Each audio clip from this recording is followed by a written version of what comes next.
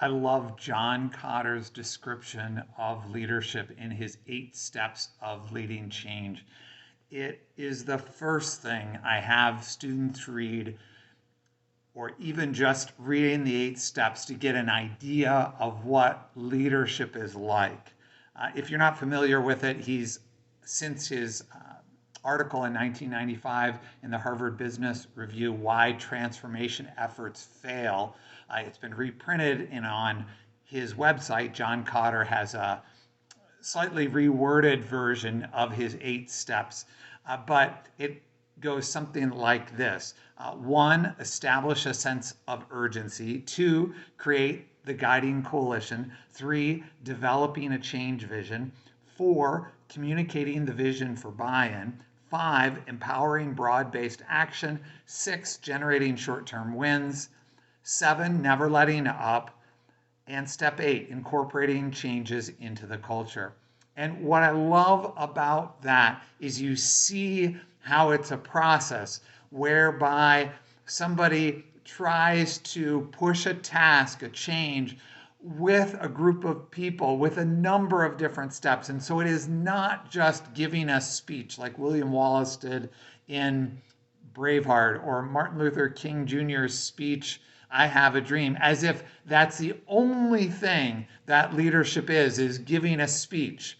No, it is all of these steps, working with people, that sort of thing. So I really love that description. It's anecdotal. I tell students there's nothing magic about it. I don't know that it's been scientifically verified, but it helps you see what's kind of involved for a coach or a leader of any kind in leading successfully.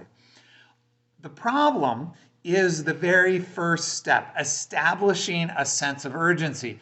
What about? What about? That is this incredible question. I really like what Peter Drucker says. He says, there is surely nothing quite so useless as doing with great efficiency what should not be done at all. And that's the fascinating part of this process, this 8-step process that John Kotter describes, or about leadership in general. Are you bringing a group to a goal? That's a bad goal. That is a terrible thing. And I tell people, hey, one of the problems is Adolf Hitler could use those 8 steps of leadership that John Kotter describes.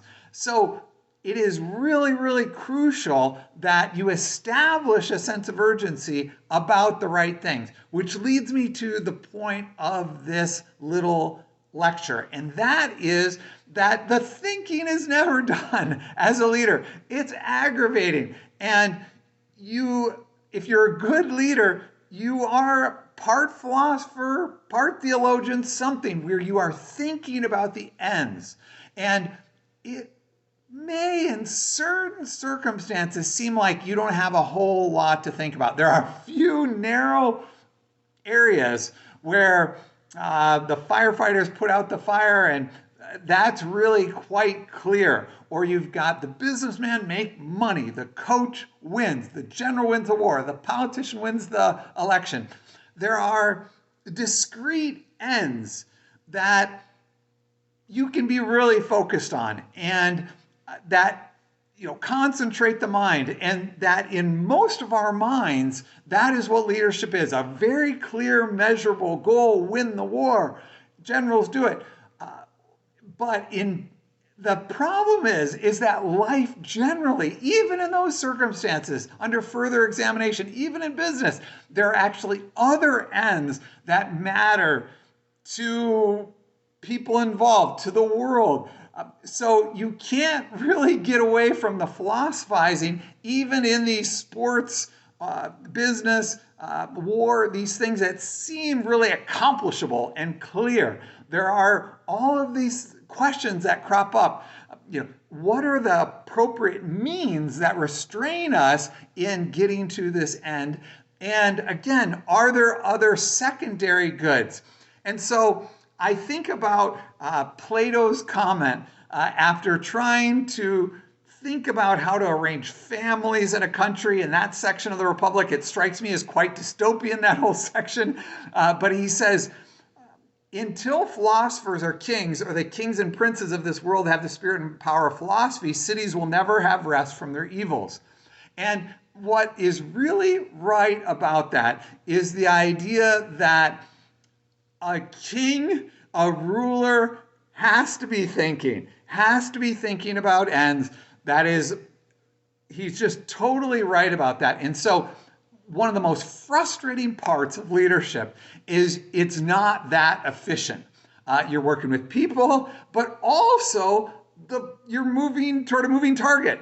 It is not so clear whether you're succeeding or whether you're making progress, that sort of thing. So I just want to encourage you that there is no end to the thinking if you are a leader, and that is entirely appropriate. Get used to it. That is part of being a leader.